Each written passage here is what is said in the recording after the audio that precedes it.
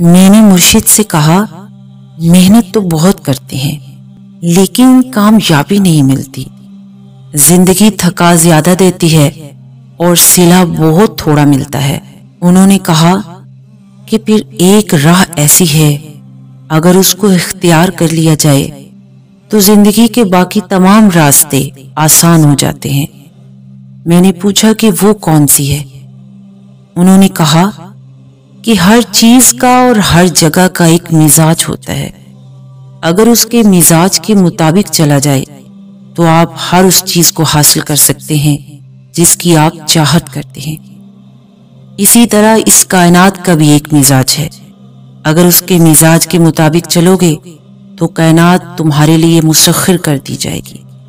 میں نے پوچھا کہ اس کائنات کا مزاج کیا ہے اور اس مزاج کو کیسے حاصل کیا جا سکتا ہے؟ انہوں نے کہا کہ اس کائنات کا مزاج فرما برداری ہے۔ دیکھتے نہیں کہ کائنات کی ہر چیز اللہ کے تابع ہو کر چلتی ہے، بس اللہ کی فرما برداری میں داخل ہو جاؤ، کائنات کی ہر چیز تمہارے لیے مسخر ہو جائے گی۔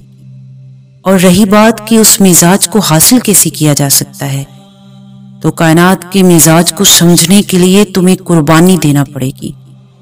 دیکھتے نہیں کہ درخت اپنا پھل خود نہیں کھاتے اور نہ ہی دریا اپنا پانی پیتے ہیں، یہاں قربانی دینا پڑتی ہے، اور جو قربانی دیتا ہے اس کا صلہ دگنا ہو جاتا ہے، اور جو قربانی نہیں دیتے انہیں تاوان دینا پڑتا ہے۔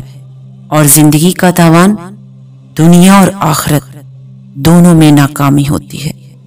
زندگی کا تاوان دنیا اور آخرت دونوں میں ناکامی ہوتی ہے۔